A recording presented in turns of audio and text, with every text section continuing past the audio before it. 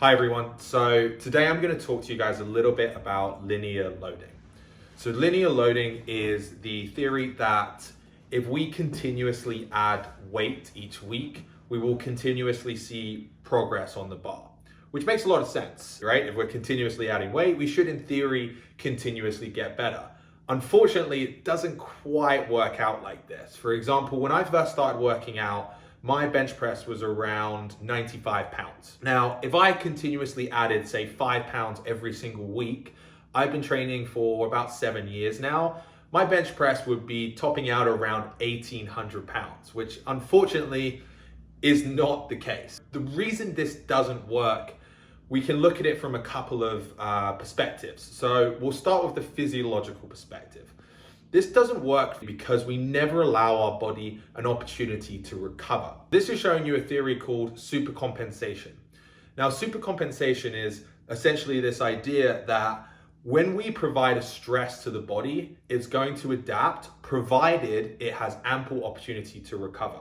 So you can see here from the graph, we kind of have our baseline strength. When we work out and we tax our muscles and we apply a stress to our body, we actually get weaker. We see a period of decreased performance. Now, when we recover, when we sleep, when we eat, and we rest, we allow our body an opportunity to bring our strength back up. And hopefully, if we've done it properly, it will supercompensate and it will improve that baseline strength.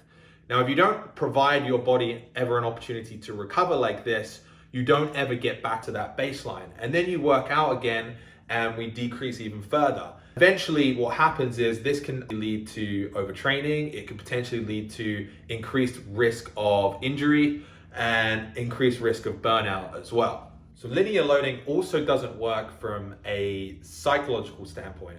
If we're looking at our programming and we are constantly chasing down numbers, so let's say we bench pressed 250 pounds last week, objectively this week we're going to be looking to bench press 255 pounds. Now this doesn't account for life. It doesn't account for anything that's going on in your life. So let's say you got poor sleep last night, or your nutrition has been off this week, or you're stressed.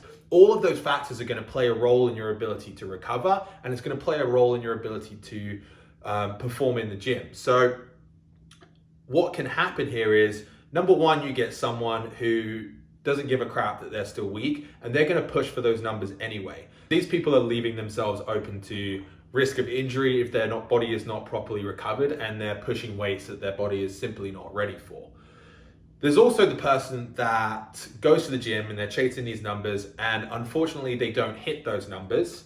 This can have a big psychological impact on what they do next. It could potentially lead to them making poor nutrition decisions. It could disturb their sleep. It could just make them even more stressed, which is going to impact them down the road in potentially future workouts as well, and they get stuck in that vicious cycle. This is why any well put together program is going to have periods of recovery in there. So we're giving our body an opportunity to rest and get stronger. Now, there is one population that this could actually potentially work for, and that would be beginners. That is someone that is brand new to the gym.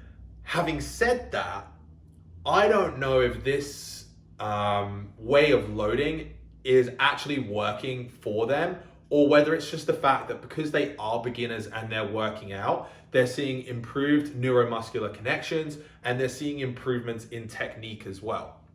That in itself is enough to see linear progress. However, I would stipulate that if they were to include periods of recovery and deload weeks, that they could actually even get way better results than if they were to just continuously add weight all the time.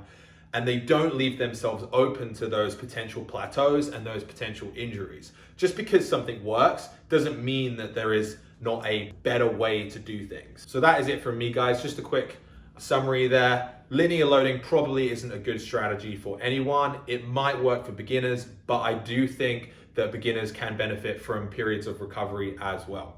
If you like this video, please make sure to share it with your friends. Give me a like. If you have any questions, leave it in the comment section below. And that's it from me. Have a good one, guys.